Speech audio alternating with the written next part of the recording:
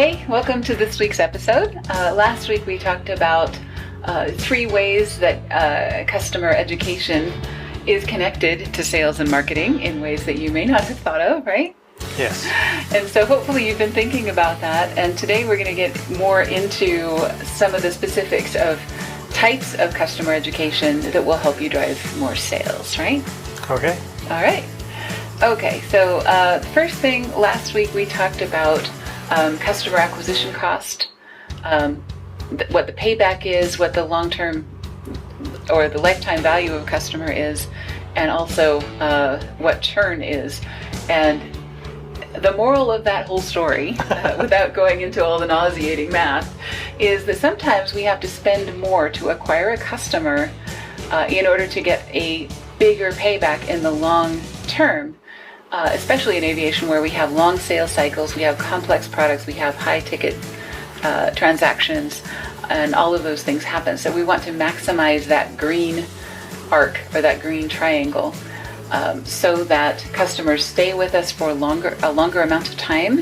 They spend more money with us. They do more repeat purchases. They refer more of their friends. All of those things make that green section bigger, which is what we want, right? Exactly. Okay. So if we have a tiny little red section at the beginning, that's worth it if we can make the math come out over the long haul. Okay. Yep. Customers cost money. Right. And that has always been true of aviation. We've been preaching about the length of the sales cycle in aviation versus any other industry for as long as we've been doing this, which is 15 years. But what's changed, I would say, in the last year or two is the emphasis on education. Companies that do a better job of educating their customers have their customers stay longer, spend more money, drop out less, have fewer problems, have fewer customer service problems, have fewer unhappy customers, and all of those things work out much better if you do the education on the front end. True. All right. Cool. All right. And throughout, actually. Okay. So today we're going to talk about 3 types of customer education to drive more sales. And these are general topic ideas. They're not necessarily the headline of your course, right? Because we don't know what you sell. You could sell insurance, you could sell landing gear, you could sell software, that does maintenance tracking. You could sell aircraft, pre-sold aircraft or pre-owned aircraft. You could sell icing boots. I don't know what you sell. But that being said, these should work for just about anybody if you fill in the blank. Okay, so we're going to talk about 3 different types of courses or 3 different types of educational content that you could produce. The first one is how to shop for a blank. So fill in the blank with whatever it is that you sell, whether it's how to shop for aviation insurance, how to shop for icing boots, how to shop for maintenance tracking software, whatever it is. Most people don't spend their day and nights thinking about your product or service every day, so chances are they don't even know what questions to ask, right? True. Okay. Second topic is how to use your new blank. So once again, insurance policy, icing boots, maintenance tracking software, fill in the blank with whatever it is that you sell. Once you've made a purchase, there's often a feeling of, oh my God, what did I just get myself into? I just laid out a whole bunch of money. Is this really going to be worth it? And is this really going to get me the outcome that I'm hoping for? And then the third type of education is how to get more value from your fill in the blank. Once again, insurance policy, icing boots, maintenance tracking software, whatever it is, right? So forth. Okay. So, hopefully that makes sense. If you have, and if you sell anything that this isn't going to work for, I would love to hear who you are and what you sell, because we did a lot of thinking about this and trying to make this fit just about anything in the aviation industry. All right. So first one, how to shop for a blank, noun, whatever it is that you sell, or service.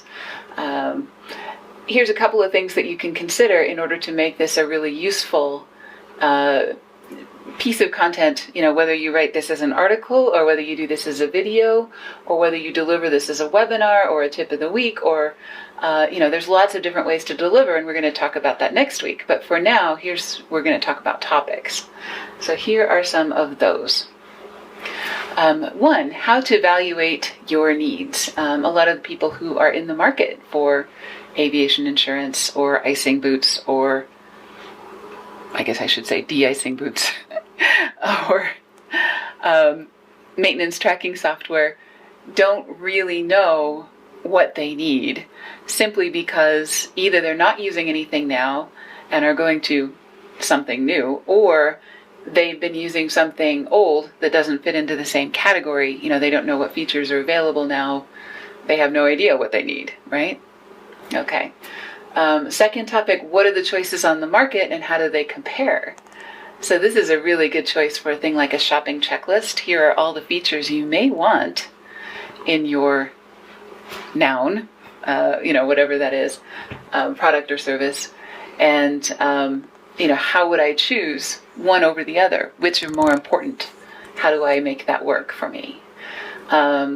Which one should I choose and why? So you want to stack those up against each other and say, under these circumstances, this is a better choice. Under those circumstances, that might be a better choice. So, you want to make sure that, number one, you're going to end up with happy customers, right? Who are a good fit for you. And number two, you're going to want to show them the difference between what you sell and what your competitors may be selling for less money. So we once had the example on one of our pricing episodes where one of the comments that came back was, I am selling wet lease of a 172 at a flight school. And there is a flight school on the other end of the field that is also selling wet lease of a 172. How do I differentiate? How do I charge more for that? Because they're cutting me out. They can sell for less for whatever reason, and I'm dying here, And I totally get that. I sympathize with that. But the way that you're going to differentiate is you're going to have to show them the difference. So there is a reason that they're going to use less hours flying from your FBO. Maybe it's closer to the practice area, so you can get you can spend less time on the ground. Less time on the Hobbs meter. So you're actually going to spend less on the overall training. I know when I did my flight training out of Salt Lake International, I spent a lot of time in the airplane, sitting behind the National Guard airplanes and the FedEx airplanes and everybody else who was ahead of me, waiting to take off and waiting to land, after I came back. So I spent a lot of time. I had a lot of hours before I soloed. I had a lot of hours before I got my rating. We ended up paying a ton of money for me to get my private pilot. It probably would have been half that amount, maybe 3/4 that amount if I'd been flying out of a smaller airport. Instructor's fees because we bought an airplane. So that's true. Didn't matter. Right, exactly. So the hop time didn't matter, but still, I would never recommend that somebody get their private pilot from a super busy airport just because of all that time. So an hour is not necessarily the same as an hour. You can't look at yourself as a commodity. You have to think of, what else can I do? You can have higher quality instruction. That's worth more. You can have nicer airplanes. That's worth more. You can have lots of different things that would be worth more. And you want to be able to educate your customers on why that matters, right? Mm-hmm. Okay. What's the onboarding process? So, especially if I'm buying something complex like maintenance tracking software or de-icing boots or something like that, how long does it take? How long is my airplane going to be out of commission?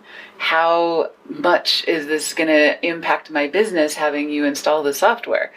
All of those things are questions that people have and concerns that they have about buying something new. So what is the onboarding process? And then last, but most important, what outcome can I expect? What's going to happen can I expect immediate results? Is everything going to be magical on day one? Probably not. in most cases, there's a little bit of a spin-up period before they get the full benefit of whatever it is that you sold them. So, you want to set that expectation up front and say, look, in 90 days, here's what you can expect to have happen. In 120 days, here's what you can expect to have happen. And, be realistic about that. But give them a picture, here's why you're buying this, and here's what we're shooting for. So let's make this work really well for you, right? Mm-hmm. Okay. How to use your new blank. So one thing that's gotten really, really popular on Instagram and TikTok and YouTube is unboxing videos. So somebody gets a new Apple Watch, and everybody wants to see, what comes with it, what happens when you take it out of the box, what happens when you first turn it on, how long does it take, what happens when you buy this. So think of your product or service, even if it is an insurance policy, or something really boring like that. What is it like to unbox this new insurance policy? What are they going to see that's going to be different from what was happening before? Why is this worth it to them? Why is this going to be newer, better, cooler, neater, more fabulous than what they had in the past? No comment? Not yet. Okay, cool. All right, so, some things you can include in your unboxing video or your uploading or onboarding video or onboarding educational content, even if that's an article. Whatever form it takes, these are the topics. What's included? How do I set it up? How do I know if it's working? How do I get my team on board if I need other people to be working with me with this thing? How do I let them know what they should be doing differently? What could go wrong? Big topic, right? Before they encounter this, ideally, but often they won't check your articles or your videos until something does go wrong. So then you want to make sure that you have something available to answer that question. How do I fix it if I can fix it myself? Or who do I contact if I need you to come scrape up the pieces and put it back together again, right? Okay. We had this happen with my big, beautiful iMac Pro. My favorite machine ever, right, to start with, but it did have this terrible habit of crashing on at random intervals, usually when I was on a Zoom meeting with a client or something like that. So really, really irritating. But we have Apple Care. They were really clear about what to do about this. The software itself has them send crash reports straight to Apple. So, I don't have to go through a lot of messy stuff to figure out what they need and how to get it to them. They have been calling us proactively since that happened, and staying in touch with us, trying to get that problem fixed. So that is something that really helps us. That's good customer service, but it's also good education for us. So Apple Care is a great example, if you've ever had an Apple product, of how to do that well, so that that onboarding process goes nicely, and that unboxing process goes nicely, right? Yep. I need to stop using Apple as our example, but they're such a good example of just about everything. Okay, how to get more value from your new blank. So one of the ways that you can do this is with user groups or conferences. So the Mooney Aircraft Group, has a Facebook group, they've got a LinkedIn group, they've got an Instagram group, they got all kinds of things where they are playing with their aircraft, they're having a good time, they're having events, they're doing things, they have different education workshops and other things. So just about every type of aircraft there is has some type of group. So you get more value from your thing if you know who else is using it, what they're using it for, what they're, how they're playing with it, what can you do with this that's fun.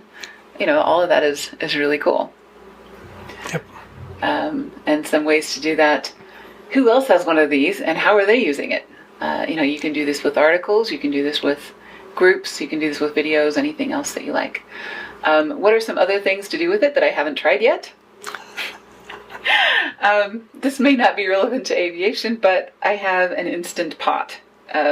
which is a cool thing. It's like a pressure cooker that you plug into the wall. So, and it's like all the rage. So they do a really, really good job of this. They have a Facebook group where people talk about it. And every once in a while, a new person will come into the Facebook group and say, I'm afraid of my Instant Pot. And everybody else jumps in and says, what's wrong with you? It's got all these safety features. There is no reason to be afraid of this pressure cooker. It's not going to explode in your kitchen and crater your kitchen, right?